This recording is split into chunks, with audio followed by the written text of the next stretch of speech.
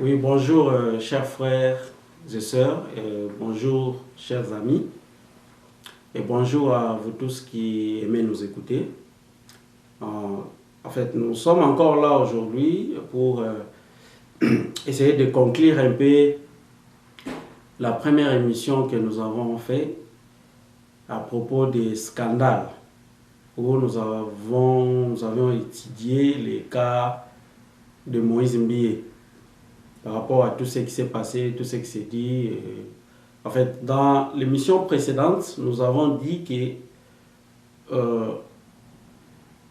lorsque le monde, donc en tant qu'homme de Dieu, lorsque le monde vous accuse de quelque chose, même si on vous accusait faussement de quelque chose, alors comme j'avais dit dans l'émission précédente, on ne s'entête pas, et puis on n'essaye pas d'ignorer toutes les critiques qui sont portées à votre personne, mais tout ce qu'il faut faire, c'est essayer de tirer les leçons. Comme j'avais dit, vous essayez un peu d'analyser pourquoi les gens m'accusent de ceci ou de cela. Alors, à partir de ce moment où je découvre la raison pour laquelle les gens sont en train de m'accuser de quelque chose, alors en tant qu'homme de Dieu, je vais essayer d'éviter un peu ça. Parce que le problème, c'est quoi? Le problème, c'est que vous pouvez avoir une grande église.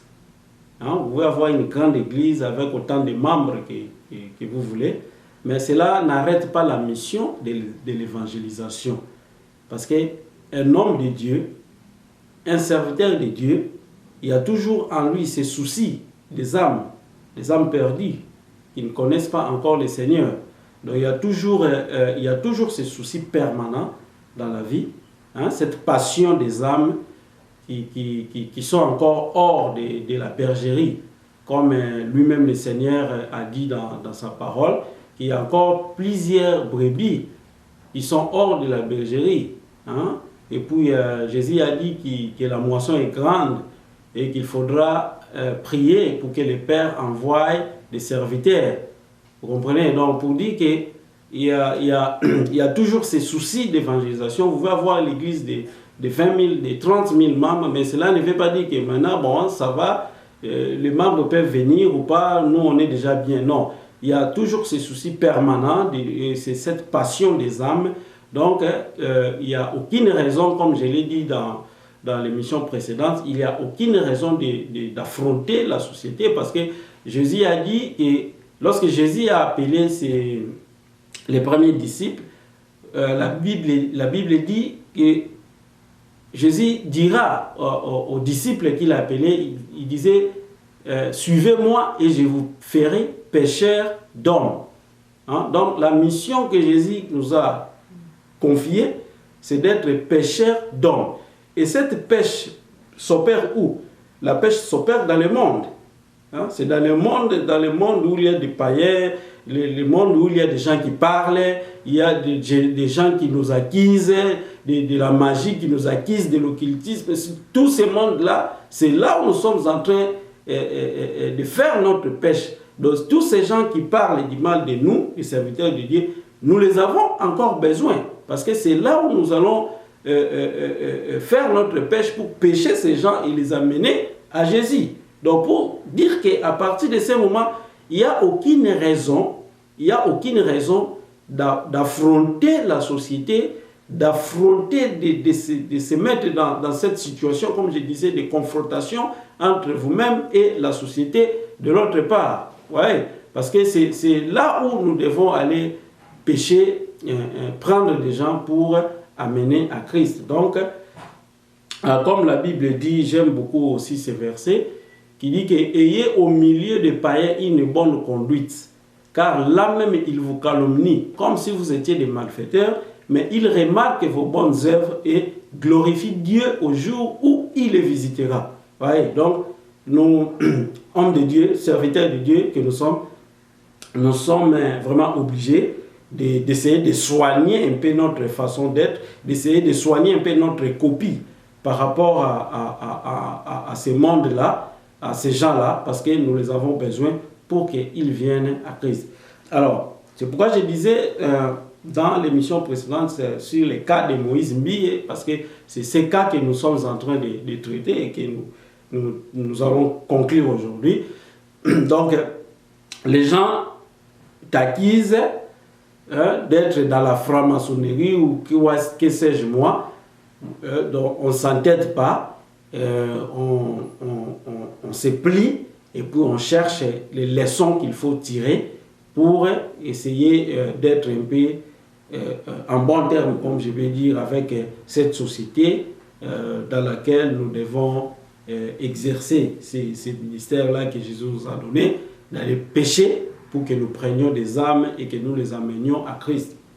Alors, ici, je vais parler un peu de cet affrontement, hein, en fait, les conséquences néfastes de cette situation où un serviteur de Dieu ou un homme de Dieu, un pasteur, veut affronter la société qui l'acquise de quelque chose. Parce que vous savez, lorsque vous voulez affronter, lorsque vous vous entêtez et que vous voulez affronter la société, vous devez aussi avoir des arguments solides, hein? Des arguments vraiment convaincants, que lorsque vous exposez vos arguments, c'est-à-dire c'est la personne même qui vous écoute, trouve qu'il y a des fondés dans vos arguments. Mais lorsque vous sortez des arguments qui ne sont pas fondés, qui n'ont rien dedans, donc cela vous fragilise encore davantage. Alors pour les cas de Moïse Mbiye, comme je disais, comme je l'ai dit la fois passée, hein, c'est la même chose que j'ai redit encore aujourd'hui, que moi je n'accuse pas et je ne défends pas, mais j'essaie d'apporter ma contribution. Et que ma contribution va aussi tout droit chez mon frère. C'est-à-dire que comme je disais, que s'il peut écouter un élément comme celui-ci et puis essayer vraiment d'analyser, essayer de donner du temps pour l'écouter, je crois que vraiment il peut aussi tirer quelque chose de positif, hein, pour sa vie. Alors, je disais que les arguments doivent être solides, hein, fondés. Alors, mais quand vous donnez des arguments qui ne sont pas fondés, cela vous fragilise encore, comme j'ai dit, ça vous fragilise encore davantage. Alors, j'ai vu dans un élément sur YouTube, parce que comme je dis que Moïse Mbiye, lui, se défend, hein, il se défend un peu beaucoup par rapport à toutes les accusations qui sont portées contre lui.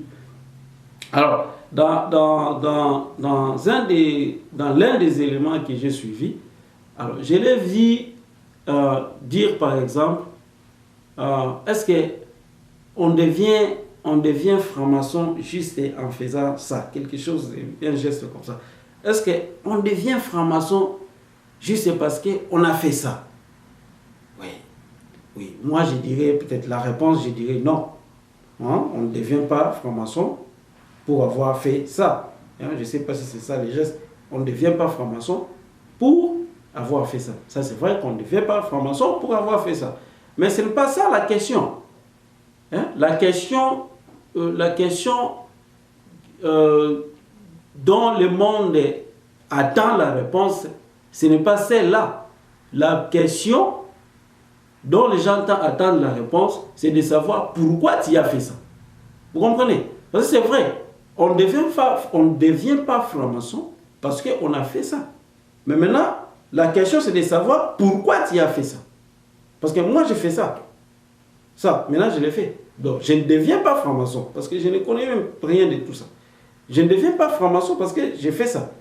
Mais si on me demande pourquoi tu as fait ça, je vais dire oui, je présentais une émission et c'était à titre d'exemple. Donc moi j'ai fait ça à titre d'exemple. Bon, on ne devient pas franc-maçon pour avoir fait ces gestes.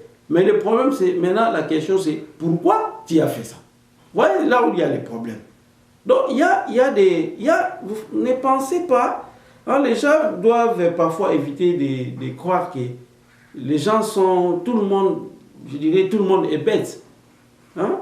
Les gens ne sont pas bêtes. C'est-à-dire, quand les gens parlent aussi, parmi ces gens, il y a des personnes qui sont aussi intelligentes, des personnes qui réfléchissent aussi. Alors, c'est-à-dire que, je dis que ce n'est pas ça la question. Est-ce qu'on devient franc-maçon pour avoir fait ceci? Ce n'est pas ça la question. La question, c'est pourquoi tu as fait ça? Parce que si tu observes ta propre vie, tu verras que dans le passé, hein, peut-être tu n'as jamais fait des choses comme ça, des gestes comme ça. Mais aujourd'hui, maintenant, ces gestes sont venus d'où? Pourquoi maintenant tu fais ces gestes? C'est ça la réponse que les gens attendent. Vous comprenez? C'est pourquoi je dis que c'est défendre, c'est bien. Mais quand vous vous défendez, il faut savoir, il y a des gens qui réfléchissent. Hein? Ils réfléchissent et puis vous devez apporter peut-être des arguments qui sont vraiment solides, qui peuvent vous aider aussi, que quand les gens vous entendent, ils vont comprendre que voilà. Mais sinon, quand on donne des arguments qui sont vraiment, je dirais, légers, là, ça vous fragilise encore. Et puis, il y a un autre élément que j'ai suivi aussi. Le frère Moïse Mie qui dit, mais la Bible dit que vous les reconnaîtrez par les œuvres, mais ce n'est pas par les gestes. Mais non, mais ça, ce n'est pas aussi un argument. Ça, ce n'est pas un argument. Ce n'est pas vraiment une argumentation. Pourquoi? Parce que les gestes, c'est quoi? Mais derrière les gestes, il y a un message. Hein? Derrière les gestes, il y a toujours un message. C'est comme si moi, je suis là. Vous n'avez qu'à regarder les entraîneurs, hein, des équipes de football ou d'autres entraîneurs. Parfois, ils communiquent par des gestes. Hein? Donc, il fait un geste et puis à partir de ces gestes-là, il passe un message. Vous comprenez? C'est-à-dire que la Bible ne peut pas à tout moment donner chaque détail. Donc, quand la Bible cite un élément, ce n'est pas toujours évident qu'on cite tous les petits détails qui couvrent cet élément-là. Vous comprenez? C'est vrai que la Bible dit que vous les reconnaîtrez par les œuvres. Mais les œuvres là, par lesquelles on peut reconnaître un mauvais serviteur de Dieu, ces œuvres-là peuvent aussi être manifestes par les gestes. Vous comprenez? Donc, par un geste, vous passez un message et derrière le message, il y a un acte qui va suivre. Hein? C'est comme si quelqu'un qui donne des gestes, qui donne des instructions, hein, à un groupe de voleurs, à un groupe de bandits, mais il donne des instructions par les gestes. Alors vous me direz que ceux qui sont allés voler, hein, sont plus méchants ou bien sont plus mauvais que la personne qui a donné des instructions par des gestes. Et je dirais même que la personne qui a donné les instructions par des gestes peut être même plus dangereuse que les personnes qui ont commis l'acte directement. Donc vous voyez, donc c'est ce que je dis, qu'il y a discuter avec les gens, discuter avec le monde, affronter, oui c'est bon si vous voulez, mais les arguments, hein, quand vous donnez des arguments qui sont presque inutiles, là ça vous fragilise encore davantage.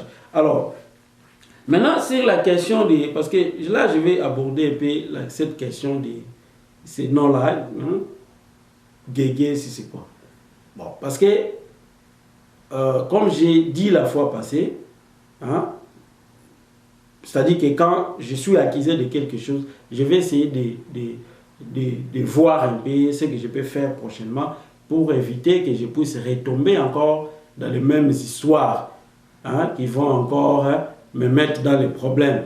Alors, vous voyez, c'est simple comme bonjour. Tel que nous sommes là, où les musiciens chrétiens, mais la Bible dit, le nom de Jésus, c'est le seul nom qui nous a été donné. Hein? C'est-à-dire que Jésus, le nom de Jésus, je dirais même, c'est l'objet de notre adoration. C'est le nom de Jésus qu'on chante. On chante le nom de Jésus. On célèbre le nom de Jésus. On adore ce nom-là. C'est le nom que nous devons prendre plus au sérieux que toute autre chose, que tout autre vocabulaire dans la chanson. Donc aujourd'hui, il n'y a pas lieu de mettre les gens dans une situation où ils doivent prêter l'oreille 2 fois, 3 fois, pour chercher à entendre réellement est-ce que c'est Jésus qui a été prononcé ou pas.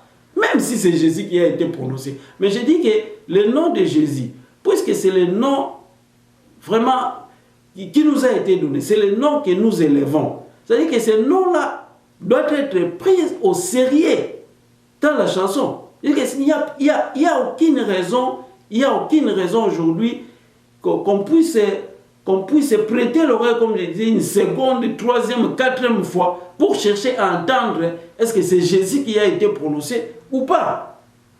C'est le nom de Jésus, ça doit être pris quand même au sérieux. Vous comprenez? Moïse Mie n'est pas la première personne qui chante le nom de Jésus dans la chanson.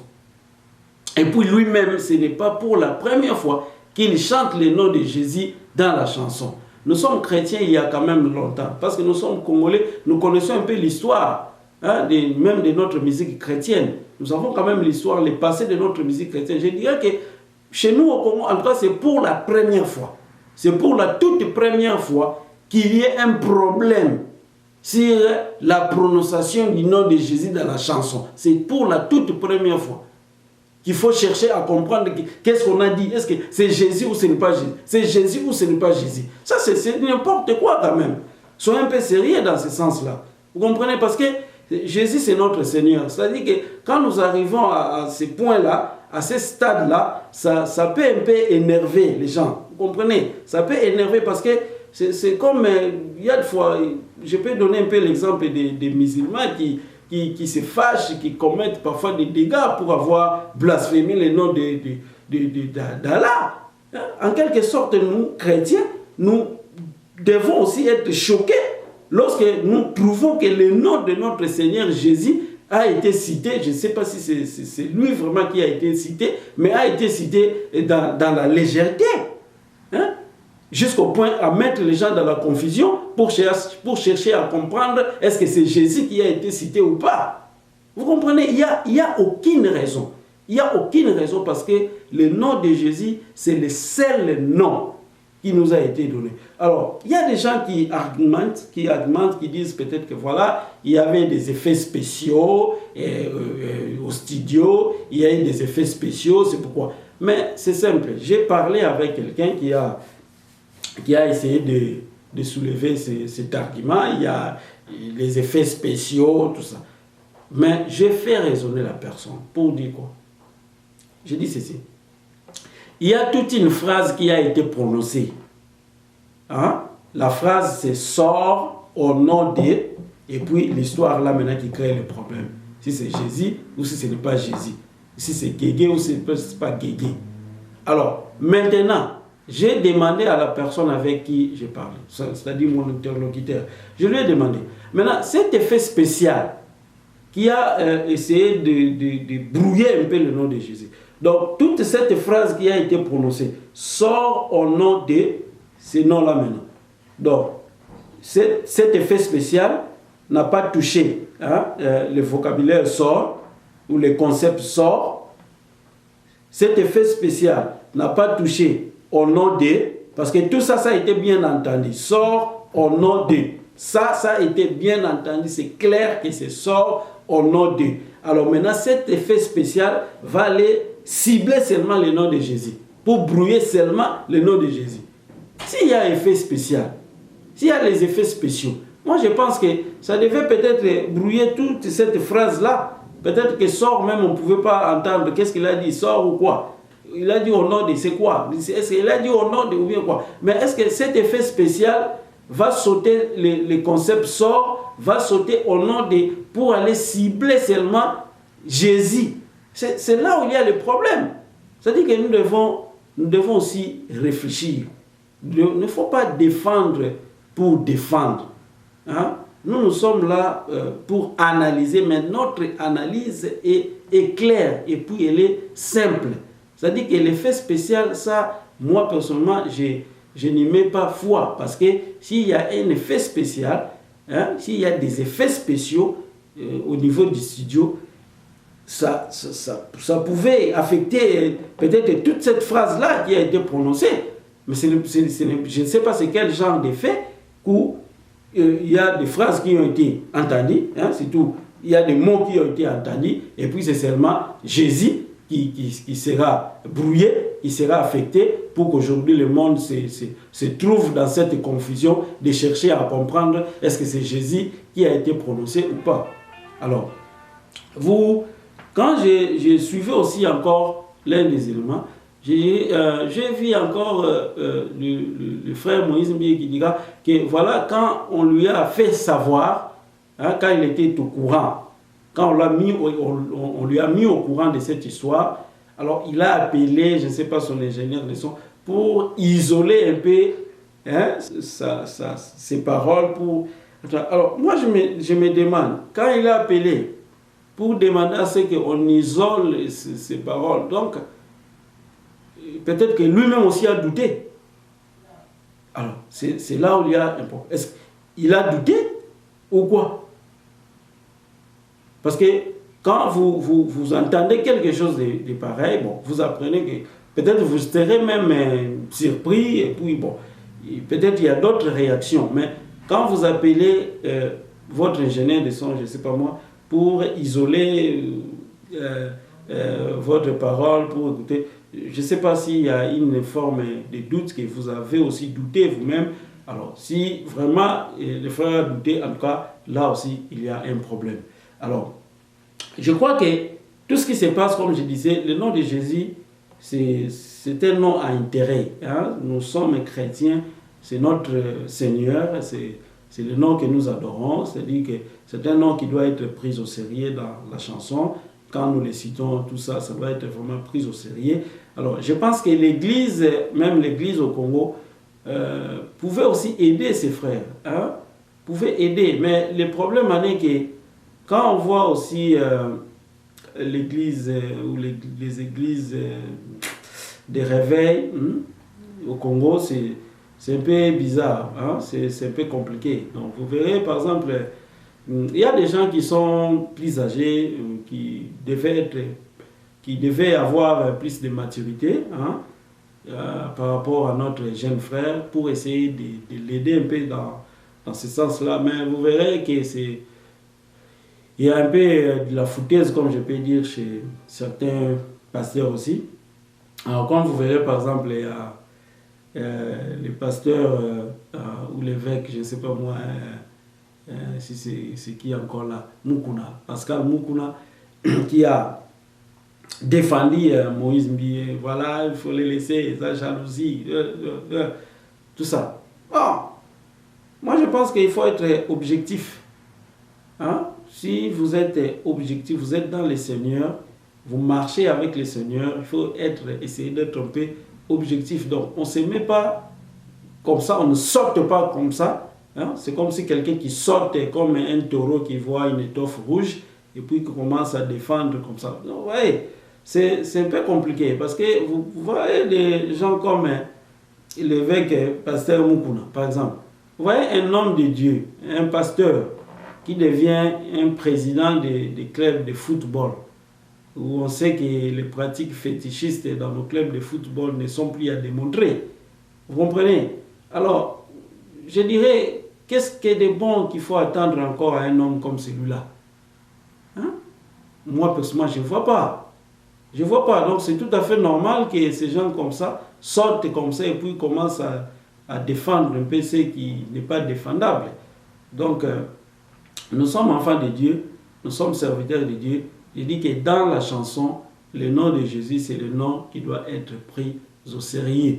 Il n'y a aucune raison aujourd'hui pour mettre tout le monde dans une situation où ils doivent prêter l'oreille une seconde, troisième, quatrième, cinquième fois pour chercher à comprendre si c'est Jésus qui a été prononcé ou pas. Ce n'est pas sérieux. Hein? Rien qu'avec l'honneur que nous devons à ce Seigneur-là, l'honneur que nous devons à ce Dieu-là, ça déjà c'est quelque chose qui n'est pas sérieux.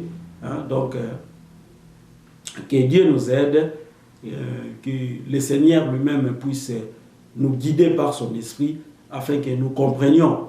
Hein? Nous savons que l'ennemi aussi est là, qui essaie de dévier les gens de la voie qui mène au salut, mais que le Seigneur nous guide, que le Seigneur vraiment nous aide afin que nous comprenions ce que nous devons faire afin que nous ne puissions pas perdre le bien que Jésus-Christ a placé sur notre chemin par sa mort sur la croix. Donc voilà un peu ces petits éléments que j'ai voulu vous proposer aujourd'hui. C'était juste pour conclure la première émission que nous avons fait sur les scandales, les cas de notre frère Moïse Mbié. Donc ce n'est pas pour accuser, comme je disais, ou défendre, mais nous avons essayé juste de proposer nos analyses,